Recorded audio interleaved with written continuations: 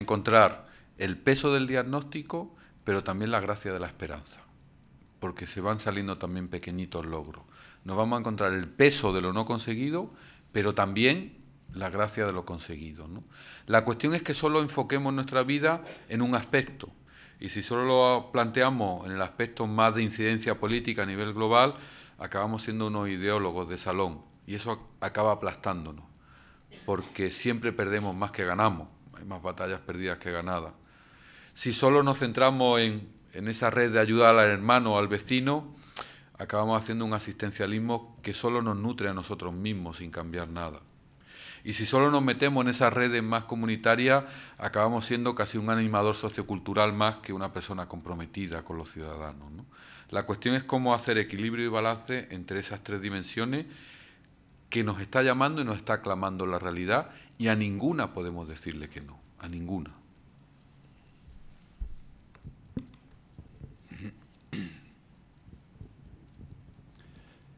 Muchas gracias por tu disertación, que realmente a mí me han abierto los ojos, los horizontes, y me he presentado una pregunta, ¿no? ¿Por qué ciertas naciones, incluyendo España, ¿no?, como has mencionado tú, pues parece que estamos en una estructura que nos lleva a la desesperanza, ¿no?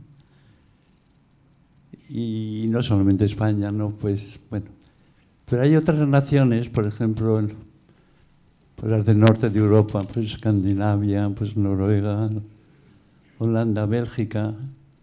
Si llegamos a Asia, pues tienes allí Corea del Norte y Japón, o Canadá, ¿no? ¿Por qué parece que no tienen todos estos problemas? ¿Cuál es la diferencia? ¿O cómo han salido ellas o van en camino de una sociedad más humana, ¿no? Y cómo nosotros, pues, no vemos el horizonte demasiado despejado. Muchas gracias. Sí, esa pregunta da para otra conferencia, ¿eh? Digo que puede ser tema para el próximo foro, porque no es verdad que los países nórdicos sean países más esperanzados que nosotros. Son países con menos problemas económicos, pero seguramente más desesperanzados incluso que nosotros. Cuando ves tasas de suicidio, de alcoholismo, son mucho mayores en todos estos países con un bienestar grande, ¿eh? Es decir, que la esperanza o la desesperanza no correlaciona con bienestar económico, no. Es un grado, pero no. Y yo te puedo compartir que los países y las comunidades más esperanzadas, en las que yo he vivido y he nutrido, son los más pobres, los más desheredados. Es decir, que no hay una correlación directa, en más, a veces incluso indirecta, entre salud social y bienestar económico. Bienestar económico. Ellos tienen menos problemas económicos, que no quiere decir que tengan menos problemas de calidad de vida, de vitalidad o de esperanza, ¿no? También habría que ver, porque esperanza es un término muy polisémico, ¿no?, que entendemos cada uno por esperanza. Uno hablará más de un estadio más psicológico, otro lo pondrá en un aspecto más sociológico, otro en un aspecto más teologal, ¿no? Pero yo sí que lo que creo es que estamos en una sociedad, la sociedad europea en general, que se ha hecho vieja, una sociedad que se ha hecho vieja, una sociedad sin tono vital, sin ese tono vital que nos hace, una sociedad desmoralizada, como decía Aranguren, pero no en el sentido de tener pocos valores, sino de tener poco vitalidad, ¿no? Como cuando decimos este equipo está desmoralizado y no va a poder remontar. Pues nos encontramos con eso, con un equipo desmoralizado, que nos vemos incapaces de remontar, ¿no? Y que, como decía García Morente, parece que nos tratan de dar tono vital desde mucha moralina, ¿no? Moralina económica, moralina ética. Y él decía que no hace falta moralita, ¿no? Moralita es un explosivo, ¿no? Que no hace falta algo que nos ponga un petardo, ¿no?, para removernos y funcionar, ¿no? Yo pondría tres características de esa falta un poco de potencia social. Una es el individualismo. Somos una sociedad más individualista de lo que éramos. Y la crisis y la medición, por ejemplo, del asociacionismo, la crisis ha decaído. La Europa mediterránea era una Europa más comunitaria y ahora somos una Europa cada vez más individualista también, llegando en algún aspecto a términos parecidos a lo que puede ser la media europea.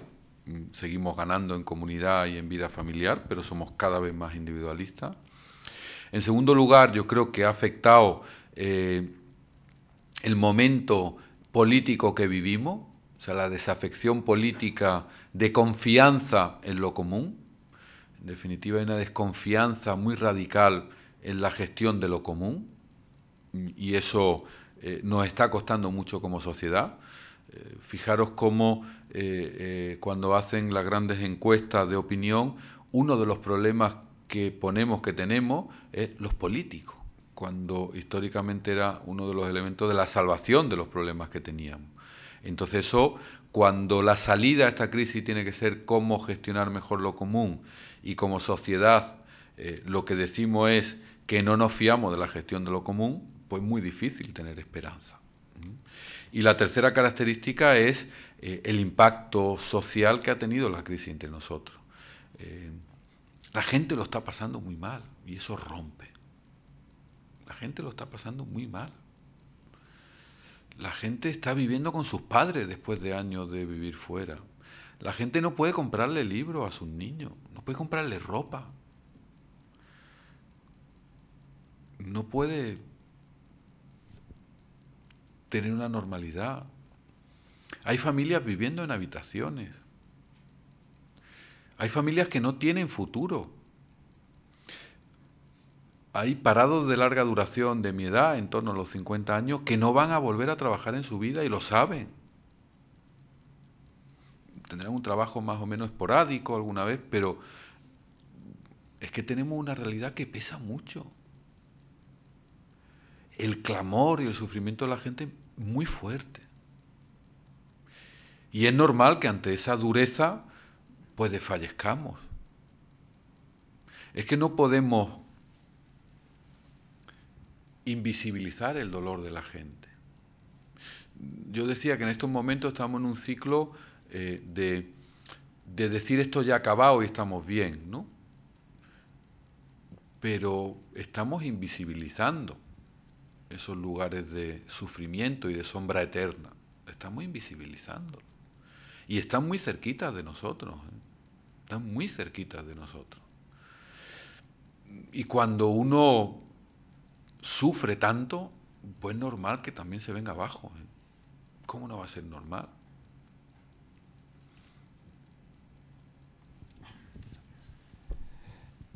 Muchas gracias por su intervención. Usted ha apuntado a que estamos en un momento en el que hay un sometimiento al criterio técnico, contra el que el criterio ético no tiene armas o no es capaz de reaccionar. No voy a negar la realidad de lo que dice y el ejemplo más claro lo tenemos en la evolución de la política en estos últimos años, con el predominio de técnicos sobre políticos, gente que piensa desde la ciencia económica o desde la Escuela de Chicago y no desde las necesidades de la gente.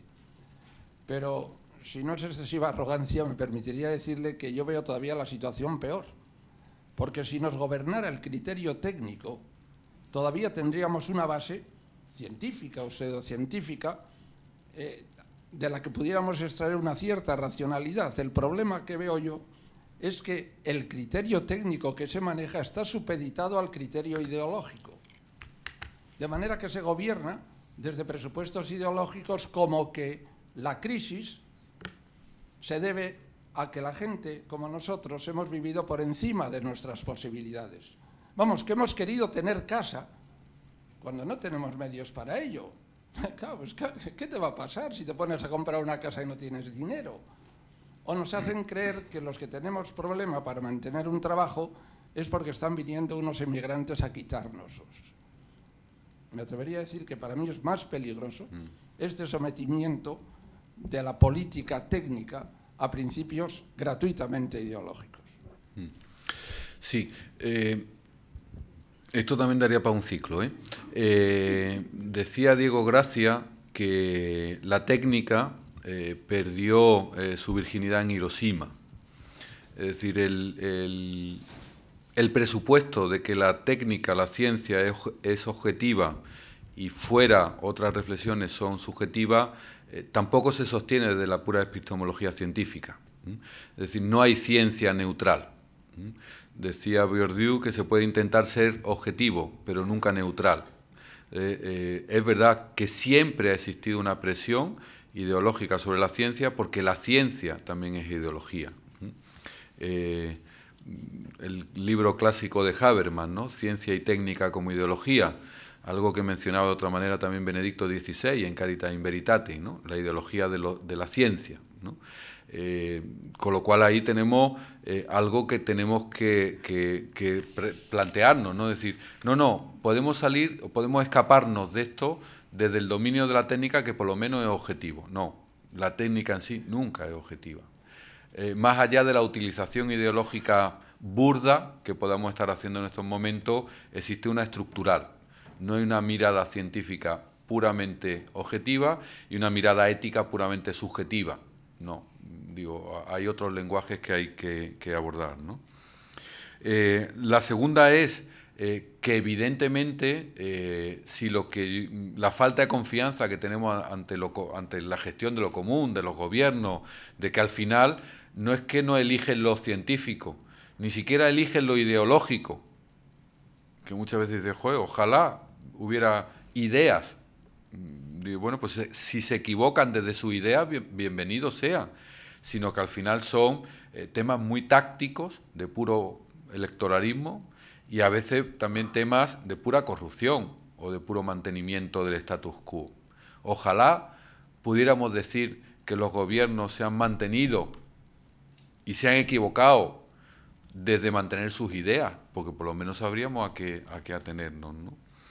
Y fíjate, hay un elemento, a mí me dio mucha luz leer leyendo a Engels, los filósofos tenemos esas cosas raras, que leemos a gente rara, en el Anti-Düring, él decía que el marxismo, el gobierno comunista, lo que buscaba es cambiar el gobierno de las personas por la gestión de las cosas.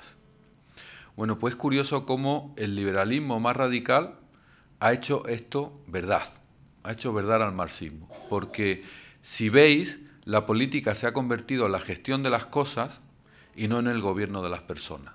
Y ahí es donde está la quiebra, ahí es donde está la quiebra, que en definitiva la política es la gestión del bien común, es decir, el gobierno de las personas y con las personas, y lo hemos convertido en la gestión de las cosas. Y eso se ve claramente en todos los discursos políticos, ¿no? Yo esto lo vi muy claro hace años en una de las elecciones comunitarias en la Comunidad de Madrid, donde el gran discurso ideológico era si iba a haber 3 ordenadores por aula o 2. Ese era el gran discurso sobre la educación, 3 o 2. Y ese era el debate. Y tú eres un demagogo porque dices que tienes 3 y no tienes dinero para comprarlo, y yo soy realista porque digo que voy a poner 2 que sí se pueden comprar. Yo creo, y yo lo que pido, es que la política sea el gobierno de las personas, el gobierno de lo común, y no simplemente la gestión de las cosas, que es necesaria, que cuanto más elemento técnico haya, mejor, y yo, es decir, lejos de mí negar lo técnico, pero tampoco que sea el único discurso a tener en cuenta. Bueno, pues vamos llegando al final ya. Muchas gracias. Terminamos además con este subrayado sobre la importancia de la persona, y les recuerdo que el jueves que viene tendremos a Jesús Conil, catedrático de Filosofía de la Universidad de Valencia, que nos hablará sobre ciudadanía y persona, y están todos invitados. Muchas gracias, Sebas. Muchas gracias a ustedes.